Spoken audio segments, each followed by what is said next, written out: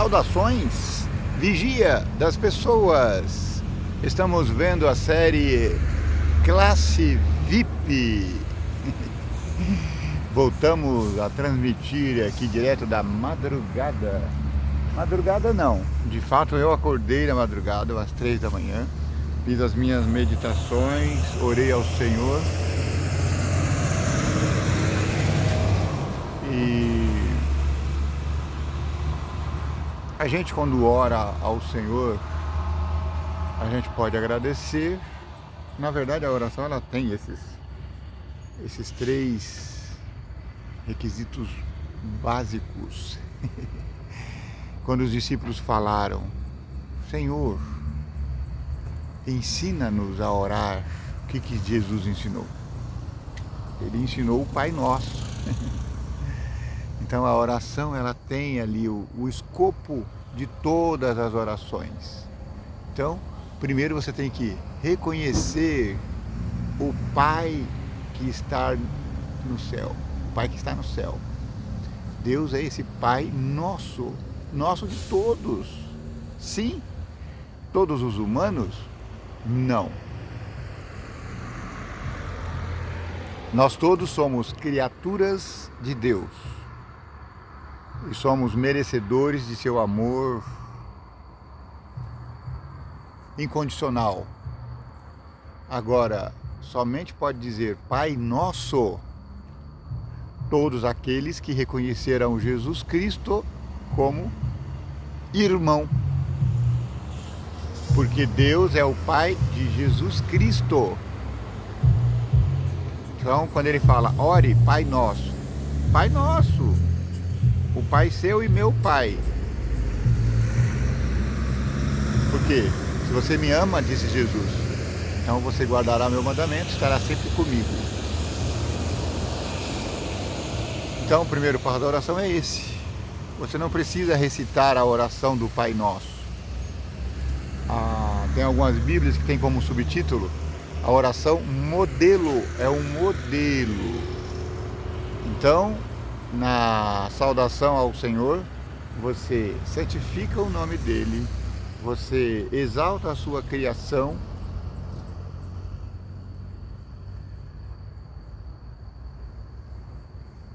e aí você agradece a ele por sua vida,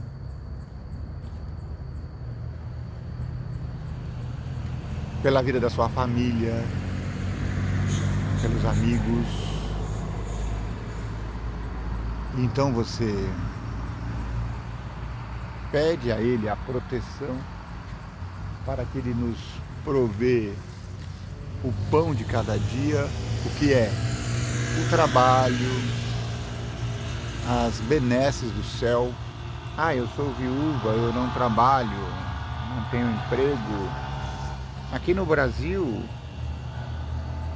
nós chegamos num estágio que é difícil você encontrar alguém que não tem nada, não tem nenhum amparo. Porque existe esse Bolsa Família aí, que abriga muito mais pessoas do que precisaria. Então, se você é viúva, não tem a quem recorrer, se você é deficiente, se você tem dificuldade e não tem a quem recorrer, você pode orar ao Senhor e então recorrer ao Estado. Porque a lei garante que o pão de cada dia venha à sua mesa. Então você ora, agradece a Deus pelo pão de cada dia que veio ou do Estado, ou do seu vizinho, ou da igreja que você frequenta. A nossa prefeitura aqui, ela é bem benevolente nesse quesito. Todas as famílias da cidade que precisam são auxiliadas. Então a gente tem que agradecer a isso. A gente precisa, antes do pão, da vida, da luta diária, eu esqueci. Nós temos que sempre que orar, a gente precisa mencionar isso. Senhor do céu. O caminhão resolveu parar aqui, ó. Eu estou falando que nós estamos numa sociedade barulhenta, você não acredita. Eu levantei às 3 da manhã, que eu queria vir aqui para poupá-los do barulho. Mas tem um poçante aqui na nossa frente, resolveu parar aqui. Eu acho que o motorista foi até o posto, que é do outro lado ali. Tudo bem. Não me aborrece, eu até gosto dos poçantes, dos motores. Aí ele vai embora. Vai com Deus, meu amigo caminhoneiro. Leve progresso, transporte a toda a nação. Esse especificamente parece que é transportador de óleo e combustível. Eu estava falando, nós precisamos, sempre que oramos, pedir que o Rei de Deus venha até nós. É por isso que, mesmo nas suas orações cotidianas, você deve recitar o Pai Nosso, para que, caso na oração você tenha esquecido algum dos aspectos, ao orar o Pai Nosso, ao rezar o Pai Nosso, porque sempre que você repete uma oração, ela se torna reza, e ao rezar o Pai Nosso, você acaba incutindo essa estrutura de oração e acaba abarcando todas as necessidades humanas. Então você pede o pão e depois de tudo isso você fala: Senhor, livra-nos do mal, tira o Satanás do nosso caminho, tira o adversário, não nos deixa cair na tentação. Tentação o quê? De fazer o que é errado.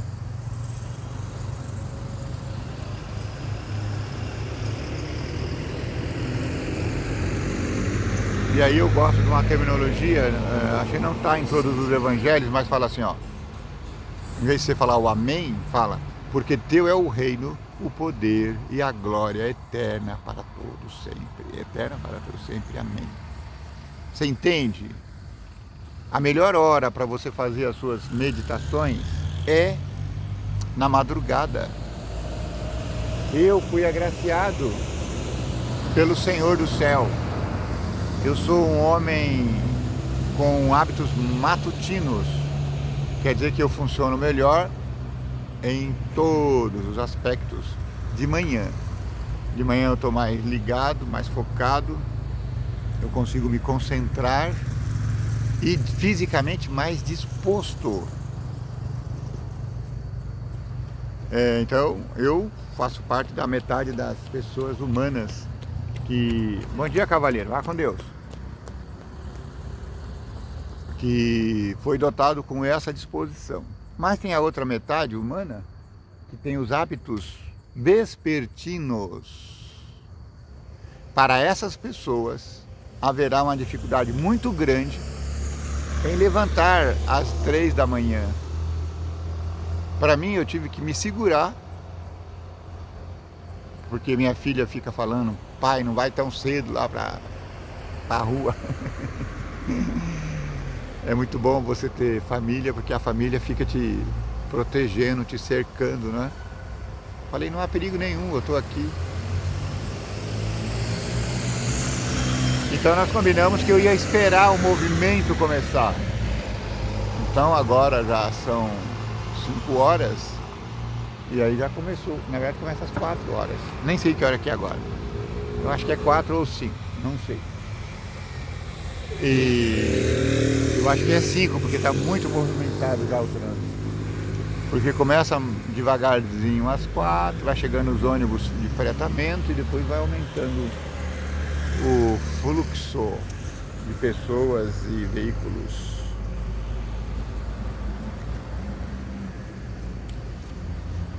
Então eu estou aqui a partir das 4, 5 horas, para mim não é problema.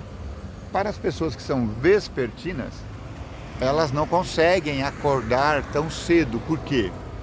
porque elas funcionam melhor PM, pós-merídium, depois do meio-dia.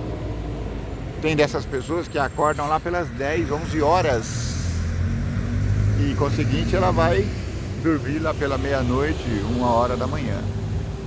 Então se justifica que essa pessoa não levante de madrugada para fazer as meditações. O salmista diz que é de madrugada que a gente precisa fazer as meditações. Mas o Senhor do céu conhece o nosso ciclo circadiano. É o ciclo que regula o nosso sono, que regula, é um ciclo semanal que nos regula. Então, Deus sabe que nós temos o hábito vespertino. Então, meu amigo, a sua madrugada não precisa ser às 3 da manhã. Se você tem os hábitos vespertinos, a sua madrugada pode ser às 10 da manhã. Então, se você levanta às 11, então você acorda às 11, então coloca o seu reloginho para despertar às 10, para que você tenha 1 hora de madrugada com Deus, ainda que seja às 10 da manhã. É mais difícil? É, porque a cidade já está barulhenta, sobretudo se você mora num lugar mais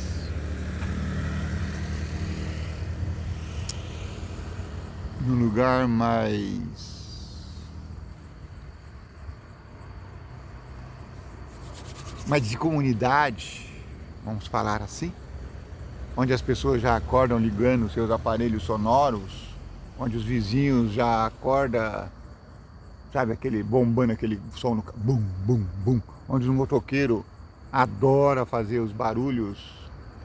É mais difícil? É impossível? Não, porque para Deus tudo é possível.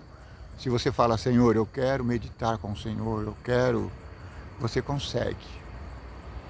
Se você também preferir, você pode fazer isso na última hora do dia. Não é o ideal, porque o ideal é que você se prepare para o dia. O ideal é que seja de manhã, ou na primeira hora que você acorda. Mas se você tem dificuldade, não consegue por um motivo ou por outro, a família já está acordada, começa... Quando você acorda às 10 horas, a sua família já está acordada, certamente. A sua esposa, o seu marido já foi trabalhar, ou está lá na cozinha mexendo, as crianças já estão querendo sua atenção. Então você não vai conseguir momento para meditação. Pode ser que você queira fazer isso no final da noite. Também é plausível. Não é o melhor, mas Deus aceita. O importante é que você precisa fazer isso, porque é no momento de meditação com Deus que você derrama a sua alma e você fala o que você quer. Deus, eu quero isso.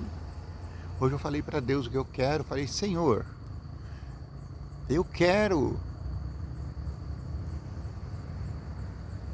É claro, eu sei o que eu quero, eu mais ou menos desenhei na minha cabeça, baseado nas minhas convicções.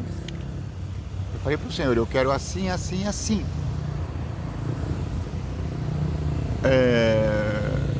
Eu vou escolher, mas nós temos que orar ao Senhor para que a nossa escolha seja aprovada por Ele, entende? Então, se você está pensando em arrumar uma namorada nova, um namorado novo, Deus já tem ali os princípios. Escolha alguém com princípios bíblicos. E entre essas pessoas com princípio bíblico, ore ao Senhor para que aquela pessoa que mais se adapte aos seus anseios desperte maior interesse em você. E para que você desperte o interesse naquelas pessoas que têm maior afinidade com você, para facilitar o relacionamento. Entende? E aí as coisas vão acontecer. Primeiro o amor, depois a paixão.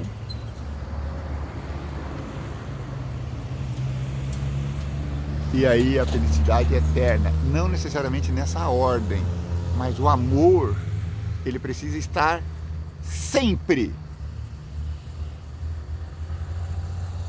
antes de você tiver outras intenções, o amor precisa estar. Então, você acabou de conhecer uma pessoa, você não sabe quem é, não sabe como é, mas o amor humano precisa estar. Nós estamos falando do amor de Deus por nós, e o amor de Deus, ele se assemelha ao amor humano. Veja, semelhança não é paridade. Nós fomos criados à semelhança de Deus. Somos semelhantes a Deus, parecidos com Deus, não iguais. Então você precisa entender isso aí. O amor de Deus, o amor, como é que é? O amor de Deus para conosco é semelhante ao amor do pai para com o filho, da mãe para com os filhos. E o amor que nós devemos dispor a todos os humanos é semelhante ao amor de irmão. Lembra quando Paulo, onde tem aquele casalzinho bonito de irmãos aqui? Eles estavam skateando junto, teve um menino quase tropeçou, eu até ri aqui. São irmãos, e o Paulo acaba as suas cartas nessas versões modernas assim: saudai-os uns aos outros com um beijo de irmão. Então, todos os humanos, indistintamente, merecem o nosso beijo de irmão. Então esse é o primeiro passo para todos os relacionamentos. Agora, você depois, com o aprofundamento da amizade, você vai transformando em intimidade, em relacionamentos diferentes. Ou seja, eu acredito que os casamentos da moda antiga, eles são eficientes, porque não eram baseados em sentimento, eram baseados em realidade. Essa família queria se unir com aquela família, então os filhos dessa família iam lá e pediam as filhas daquela família e se casavam. O nosso imperador Dom Pedro II, ele casou,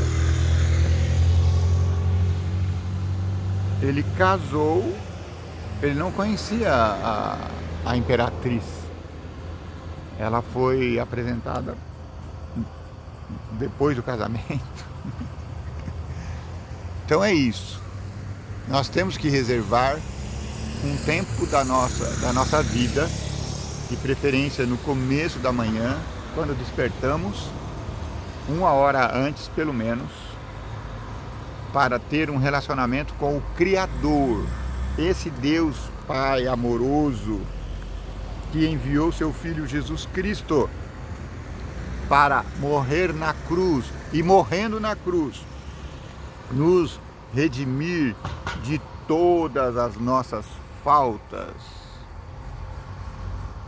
Nós estamos falando, no tema geral, o amor e a justiça de Deus. No tema específico da semana, um Deus apaixonado e compassivo. Ontem nós vimos que a paixão de Deus é como a paixão dos pais pelos filhos, inclusive aquele que ama. E no sábado a gente viu isso, no domingo nós vimos que o amor de Deus é maior do que o amor de mãe.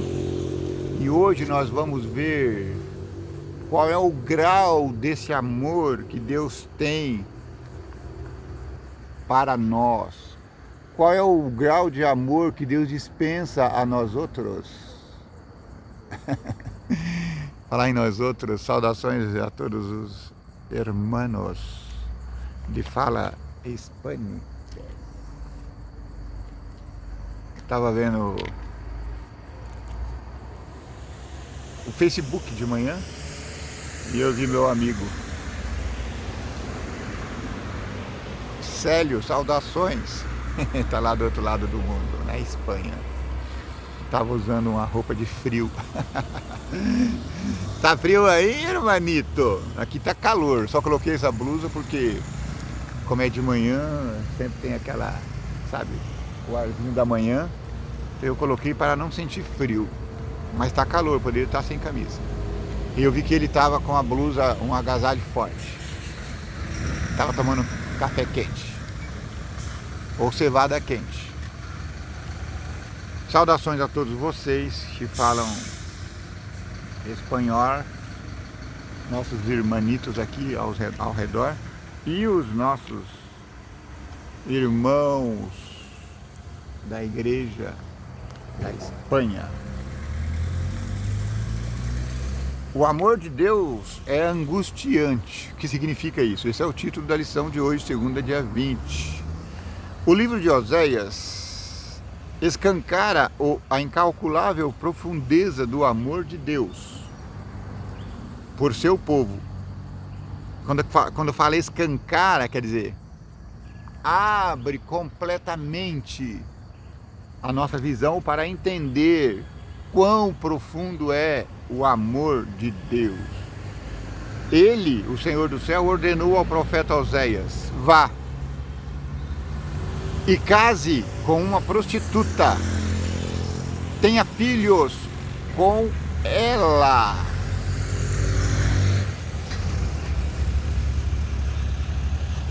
Viu? Calhou no que eu disse. O amor, ele é gratuito. Todos os seres humanos são capazes de amar qualquer um dos seres humanos, ainda que você não tenha afinidade não, ainda que você tenha restrição. Você deve ter falado: Senhor, uma prostituta? Eu sou aqui profeta de Deus, estou aqui falando os oráculos do céu, e o Senhor me manda eu me juntar com uma prostituta. O que isso deve nos ensinar sobre Deus e sobre os seres humanos? Aqui eu vou até falar contra o movimento Red Pill. Os tiozinhos da solitude, porque eles falam: fuja,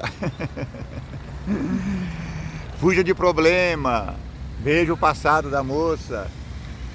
Teve até um que falou assim: a moça sassaricou até os 40 anos e agora se converteu, foi para a igreja para zerar a quilometragem.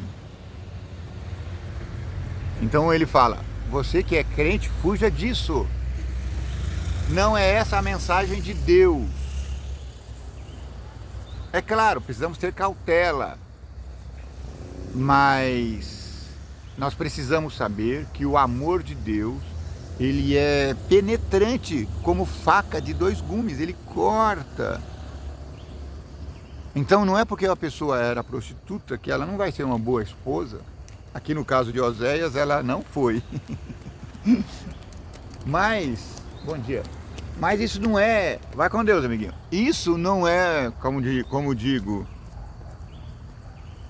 não é porque a pessoa errou durante 40 anos e aí se converteu, ele fala, resolveu se converter para zerar a quilometragem. Não, meu amigo. Nós temos que acreditar no poder transformador de Deus.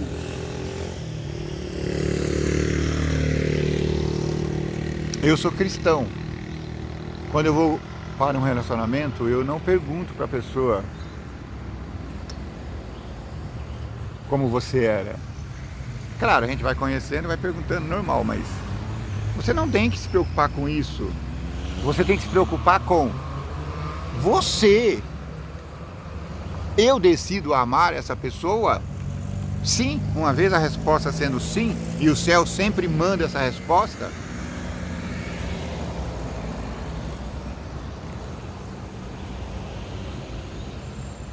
Então você torna plausível a união. Então Deus falou assim, vai lá, case com essa prostituta, tenha filhos com ela.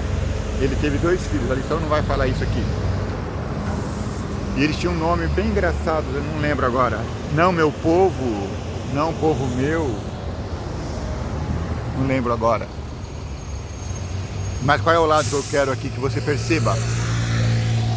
Que o amor, ele é plenamente possível em todos. Bom dia, meu amigo, vai com Deus. Ele é possível em todas as situações. Então os amiguinhos da Red falam assim, não case com mães solteiras. Não case com tiazinhas que já passou do 40, foi muito rodada. Eu fico ouvindo, eu acho engraçado. Tá certo, são conselhos bons. Eles falam, fica na sua solitude. E aí tem um lado errado que eles falam. É uma solitude seletiva. Porque eles falam, fica na sua solitude, mas sai por aí aproveitando os prazeres da vida.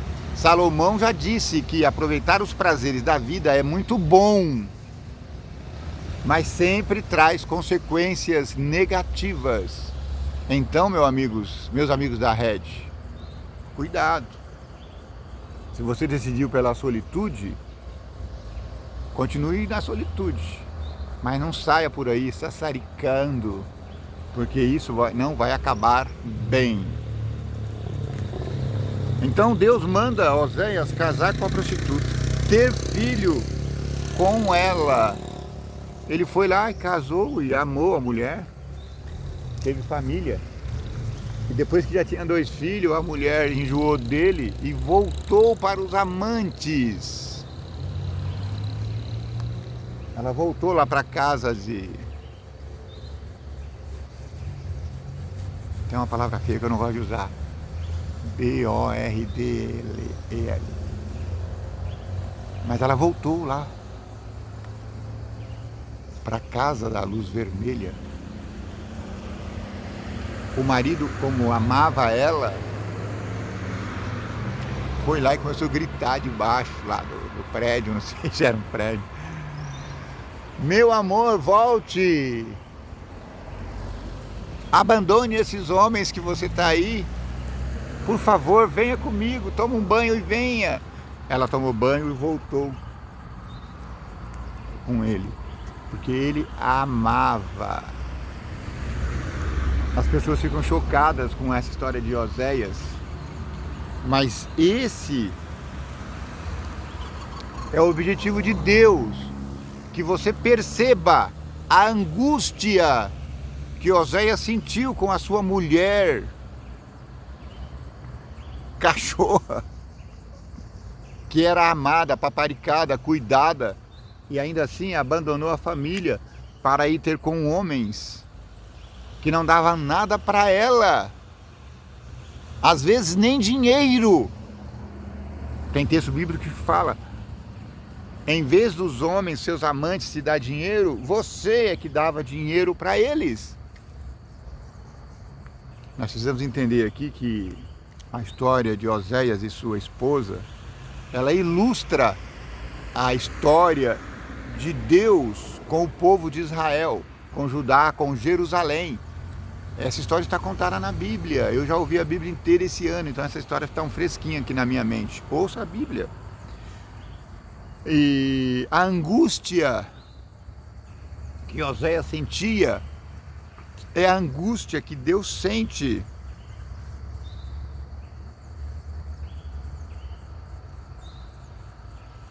É nesse sentido que Deus se angustia humanamente. Deus não tem sentimentos humanos. Ele se torna humano para que nós possamos compreender.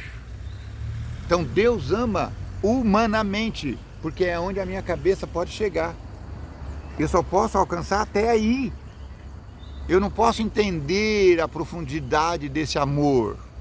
Então a gente se depara com as visões bíblicas. Então aqui existe muita linguagem idiomática. O texto bíblico, ele mostra coisas que só os falantes da língua hebraica, aramaica, as línguas originais da Bíblia, entendiam. O que é uma linguagem idiomática? Sabe quando um brasileiro fala para o outro assim: pode tirar o cavalinho da chuva. Todo brasileiro entende isso. Um dia eu estava sendo professor. Eu sou professor. Esse ano passado eu estava na sala, eu estava conversando com os alunos. E eu entro nas salas, quando falta o professor titular, eu entro. E aí estava falando com eles. E eu falei essa expressão. E eu notei que entre os meninos, teve um que ficou extremamente viajando. Aí depois da aula eu procurei e comecei a conversar com ele. Até então eu não sabia, porque ele estava falando português muito brasileiro. E aí alguém falou: ele é estrangeiro, está morando no Brasil há 1 ano. Então eu fui explicar para ele o que significava tirar o cavalinho da chuva. A Bíblia tem muito disso. É por isso que nós precisamos de uma boa exegese. O que seria exegese? É você ir no texto e extrair dele a originalidade, sabe? Extrair o máximo possível do sentido que o texto teve para as pessoas que vivenciaram isso. É por isso que a estudo da Bíblia, ele vai nos trazendo esclarecimentos. A gente precisa de entrar no mundo bíblico e a gente precisa mergulhar no modo bíblico de pensar. E aqui vem a explicação, ó. Por que Deus obrigou o profeta Oséias a casar com a prostituta e ter 2 filhos com ela? Para que o povo de Jerusalém, que estava sendo levado cativo à Babilônia, percebessem que eles eram essa prostituta e Deus era esse Oséias, o esposo. Como que Jerusalém prostituiu? Como se pode se prostituir contra Deus? Porque a imagem de marido e esposa é figurada. Então o esposo é Deus.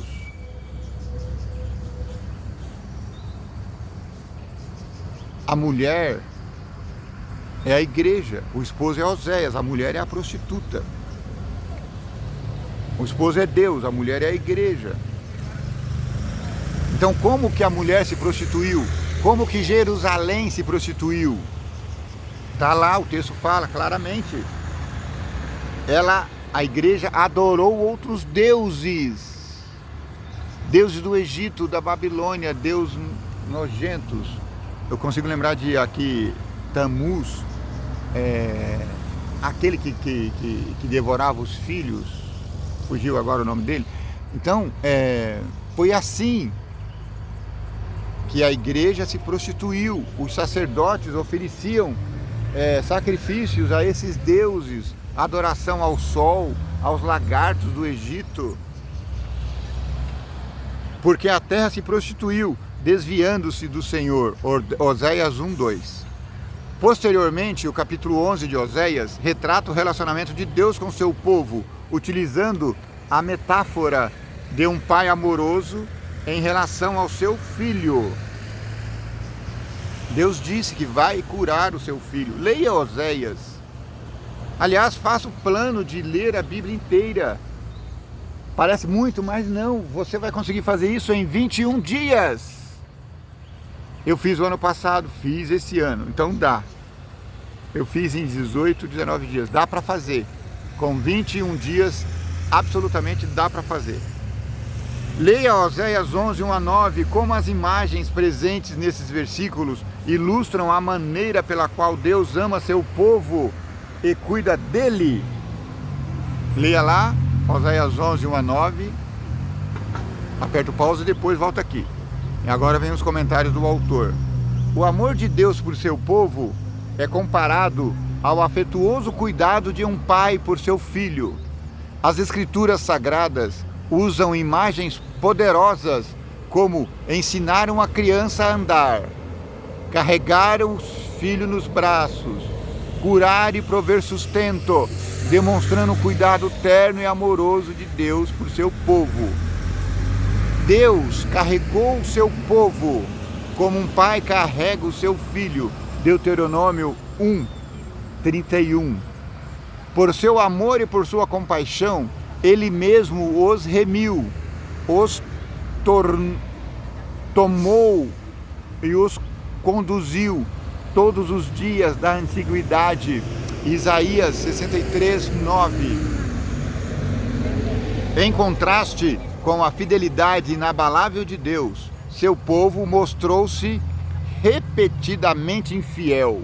Seu povo é o povo de Judá, Jerusalém, acabando por afastar o Senhor e trazer juízo sobre si mesmo, entristecendo-o profundamente.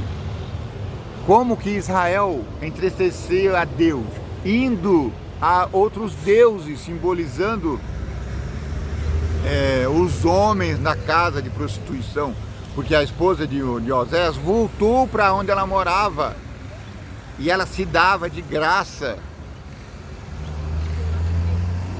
E Deus, como fez Oséias, compassivamente chamou ela de volta. Deus é compassivo, mas sua compaixão nunca deixa de lado sua justiça. A gente vai ver mais à frente que a justiça de Deus, ela acontece. Então, Judá, Jerusalém, se prostituiu com outros deuses, mas eles tiveram a paga. Seus filhos, os príncipes, os sacerdotes, eles foram levados para a Babilônia. Alguns foram mortos, outros tiveram seus olhos vazados. Vai com Deus, irmãzinha. Tiveram seus olhos vazados. Os príncipes, como Daniel, foram aqueles que não foram mortos diante de seus pais, foram eunuquizados.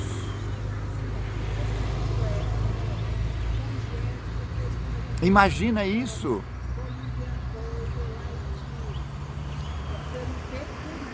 Eles foram tornados eunucos para que pudessem trabalhar no palácio do rei.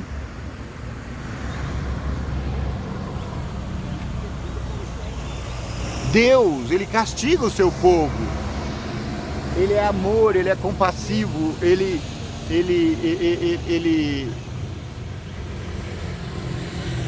nos ama demais. Mas chega uma hora que o pai precisa castigar o filho. Então esse castigo que o pai dá ao filho é com muito amor. Tanto é que o castigo foi limitado. Deus perguntou para Davi: você errou, como é que você quer ser justiçado? Você quer que haja 3 dias de guerra? Seus inimigos, você quer? Foram 3 sugestões. E a última era: ou você quer que eu pessoalmente faça perseguição a você? Aí Davi, que não é bobo nem nada, falou: Senhor, eu prefiro ser justiçado pelo Senhor, porque eu sei que o Senhor é misericordioso. Então ele teve 3 dias de perseguição direta de Deus. Sim, Deus mandou anjo lá do céu, falou: vai lá, acaba com tudo. Pessoas foram mortas, animais. E quando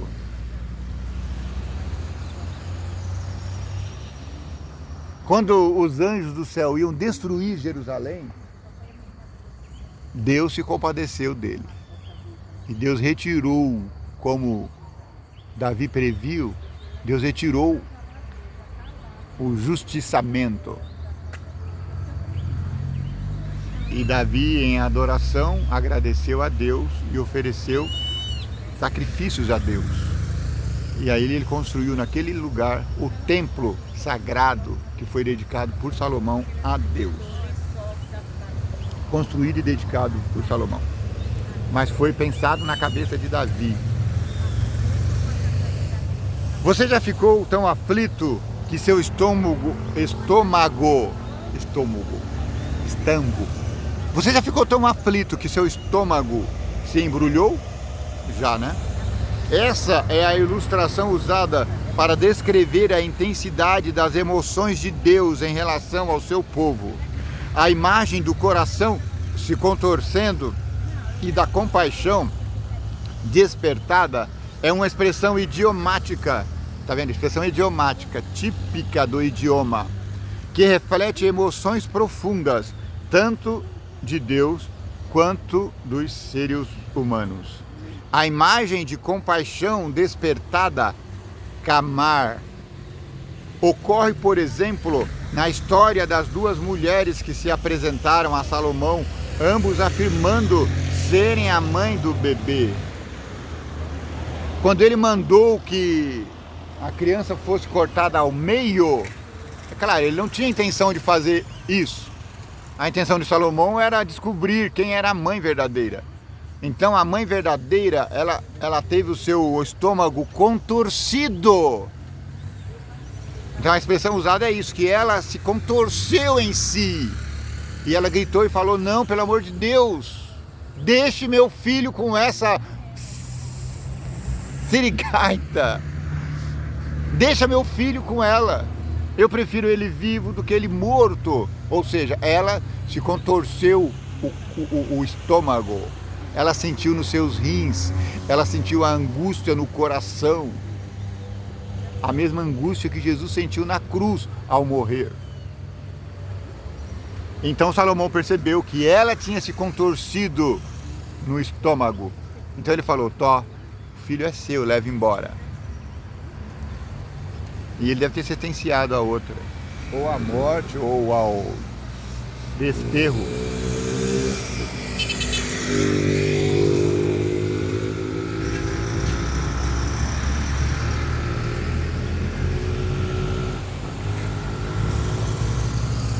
Essa imagem da mulher se contorcendo por seu filho descreve a emoção da mãe verdadeira.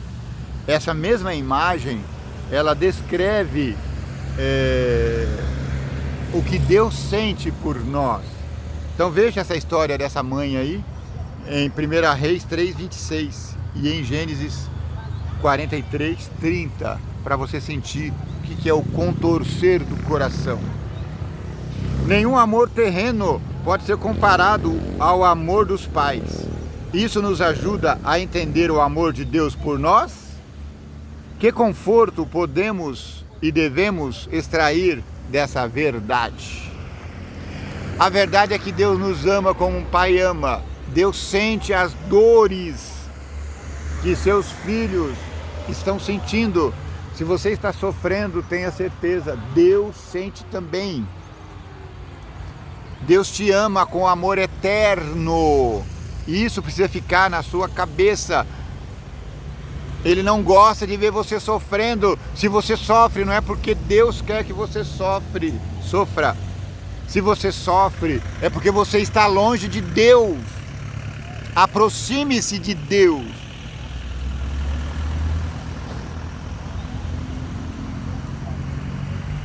Isso não vai te livrar de sofrimentos, mas vai te garantir a presença de Deus. Toda a dor que você está sentindo, Deus, o vigia das pessoas, sente ela maior, porque Ele se contorce em si, mas enquanto isso, Ele nos segura na mão. Só que Ele nos segura na mão somente aqueles... Bom dia, minhas irmãs. Quer falar bom dia para meus irmãos aqui no YouTube? Fala bom dia aí. Alcança assim, ó. Bom dia, paz. Manda eles compartilhar. Compartilha. Vocês estão indo para atividade física? Sim. Mãe Sim. e filha, já falei com vocês outra vez. Já. Não são lindas? Tenham um bom dia, tá? Bom dia. Igualmente. Então, o amor de Deus é isso. O amor de Deus, ele é espontâneo. Você percebe na face dessas senhoras. Elas estão irradiando o amor. Você não precisa perguntar se elas gostam de Deus. Você percebe na carinha delas. Agora que eu já falei, eu vou perguntar. Vocês gostam de Deus? Tá vendo? Você não precisa perguntar se açúcar... Como é que é? Para saber que o açúcar é doce, você não precisa comer o açúcar. Vocês são lindas, viu? Deus te abençoe vocês. Você também é maravilhoso. Você precisa se achegar nos braços de Deus. Ainda que Ele traga sofrimento para nós, Ele estará nos segurando, nos protegendo, nos amando com amor eterno. Não culpe Deus pelo sofrimento da humanidade. Ele não é o culpado. Ele não tentou fazer isso. Ele não está jogando conosco. Deus é maravilhoso, forte, poderoso. Ele nos ama com amor eterno. Isso precisa ficar entendido. Que o vigia das pessoas te abençoe e te guarde. Que o vigia das pessoas tenha misericórdia de ti. Que o vigia das pessoas faça resplandecer o teu rosto sobre ti. Que o vigia das pessoas te dê paz. Muita paz.